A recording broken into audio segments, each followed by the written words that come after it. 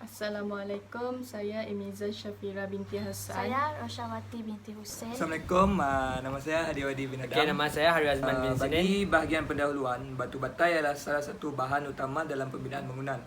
Seperti yang kita tahu, batu bata berbentuk segi tepat dibuat daripada bahan tidak organik yang keras dan lasak. Di sini menunjukkan 4 jenis batu bata, iaitu bata tanah liat, bata pasir, bata muka dan bata biasa. Ini merupakan penyataan masalah bagi projek kami. Yang pertama ialah mengurangkan pembuangan sisa tongkol jagung. Yang kedua, kekuatan dan berat bata yang tidak menentu. Dan yang ketiga, potensi tongkol jagung menjadi bahan tambang. Objektif kajian kami pula ialah menghasilkan sampel bata simen daripada abu tongkol jagung. Kemudian mendapatkan nilai kekuatan mampatan daripada setiap sampel bata yang dihasilkan. Dan yang terakhir ialah mendapatkan peratusan nilai serapan air daripada sampel bata yang dihasilkan. Untuk bahagian skop kajian, produk terbagi kepada 3, iaitu bahan yang digunakan adalah simen, pasir, air dan abu tongkol jagung. Bata yang dihasilkan berbentuk segi tepat dan merupakan bata simen. Nisbah yang kami gunakan ialah 1:8 simen pasir, 1:8:2 simen pasir dan abu tongkol jagung. Kemudian 1:8:5 untuk simen pasir abu tongkol jagung. Seterusnya ialah saiz bata. Saiz bata yang kami gunakan ialah panjang 215 mm, lebar 102.5 mm dan tebal 65 mm. Ini merupakan bahan-bahan yang kami gunakan dalam penghasilan bata abu tongkol jagung kami, iaitu simen Portland, pasir, air dan abu tongkol jagung. Seperti yang kita lihat, di sini adalah syarta alih untuk proses penghasilan bata. Yang pertama, pembentukan kotak bentuk. Seterusnya, pengumpulan tongkol jagung dan pembakaran tongkol jagung. Kemudian, penyediaan bancuan bata dan penuangan bancuan bata. Seterusnya adalah pengeringan bata dan pembersihan bata. Kami menjalankan 2 jenis ujian, di mana ujian yang pertama adalah ujian penyerapan dan ujian yang kedua adalah ujian mampatan. Pertama, berat setiap sampel akan ditimbang beratnya. Kemudian sampel direndam ke dalam air dan dibiarkan beberapa hari mengikut tempoh yang matang ditetapkan. Setelah mencapai tempoh matang 7 hari, 14 hari dan 28 hari, semua sampel tersebut akan dikeluarkan dan ditimbang. Keputusan ujian semua dicatat. Seterusnya adalah ujian mampatan. Ujian mampatan, setiap bata akan mencapai usia matang akan ditimbang terlebih dahulu sebelum menjalankan ujian. Sebelum meletakkan bata tersebut ke atas pelantar mesin, pastikan plate pada permukaan pelantar mesin bersih daripada kekotoran. Ujian dikenakan pada bata dengan menghidupkan beban mampatan.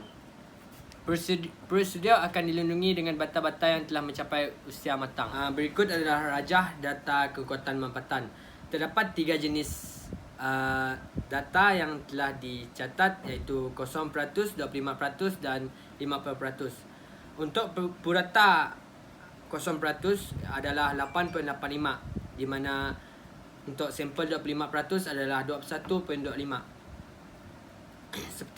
Seperti yang kita lihat, 38.7 adalah data untuk sampel 50%. Berikut adalah rajah graf untuk kekuatan mampatan. Di sini kita boleh lihat untuk 0% merupakan bata yang paling rendah kekuatan mampatannya berbanding dengan 25% dan 50%. Kesemua data tersebut adalah meningkat. Keputusan resapan untuk 7 hari hingga 14 hari meningkat, manakala berlaku sedikit penurunan untuk hari yang ke-28. 14 hari merupakan nilai peratusan resapan yang paling tinggi dan untuk hari yang ke-28 merupakan nilai peratusan yang paling rendah. Ini merupakan graf bar yang menunjukkan nilai peratusan resapan yang diperoleh daripada rendaman selama 48 jam. Ujian-ujian ini dilakukan di bengkel bata di Politeknik Muka. Bagi purata data 7 hari untuk bata 0% ialah 4.51%, 25% pula 4.93%, manakala untuk 50% pula ialah 6.68%. Bagi purata data pada 14 hari, untuk bata 0% ialah 4.62%, 25%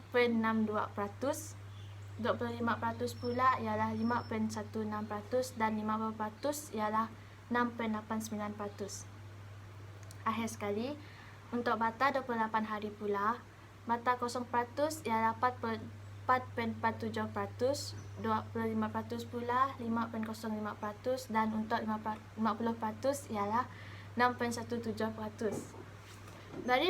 Daripada pemerhatian graf di atas, kami mendapati bahawa nilai resapan untuk bata 0%, 25%, 50% semakin meningkat. Justeru itu, uji kaji kami ini telah mencapai objektif kami, iaitu bagi membandingkan kekuatan bata konkrit biasa dengan bata konkrit yang mengandungi abu tongkol jagung sebagai bahan tambah. Perbandingan antara bancuhan bata konkrit biasa dengan bancuhan bata konkrit dengan bahan tambah membuktikan bahawa kekuatan dengan bahan tambah adalah kuat kerana ia mempunyai kadar resapan air yang rendah dan ia juga membuatkan bata konkrit yang mengandungi abu tongkol jagung semakin kuat dan tidak mudah pecah setelah melalui pelbagai uji kaji yang telah kami jalankan. Hasil yang kami tunjukkan ialah kadar resapan air bagi bancuhan bata konkrit dengan abu tongkol jagung sebagai bahan tambah adalah kuat dan tahan serta tidak melebihi 20% nilai peratusan resapan air daripada bancuhan bata yang biasa digunakan. Malah ia lebih tahan dari segi mampatan berbanding dengan setelah banyak uji kaji yang kami jalankan, kami dapat membuktikan penggunaan abu tongkol jagung dalam membuat bancuhan bata konkrit adalah berjaya dari segi kekuatan mampatan dan ujian kadar resapan air. Secara keseluruhannya, walaupun kajian ini terdapat banyak kekurangan seperti sukar untuk mendapat data-data yang terperinci mengenai sifat-sifat abu tongkol jagung, kajian ini serba sedikit dapat menjadi lanjutan kepada kajian-kajian seterusnya pada masa akan datang mengenai potensi abu tongkol jagung itu sendiri dalam bata konkrit nominal di pasaran berbanding dengan hasil campuran yang telah kami jalankan. Kajian sebegini semestinya memerlukan masa yang panjang serta berperingkat, terutama sekali untuk mendapatkan kaedah terbaik bagi memperbaiki sifat abu tongkol jagung. Di samping itu, kami juga berharap agar terdapat kajian lebih tentang bata konkrit dengan bahan tambah ini. Kajian ini untuk meringankan bata konkrit, bahan tambah lain atau bahan ganti lain. Ini kerana bata konkrit ini mempunyai beban yang tinggi.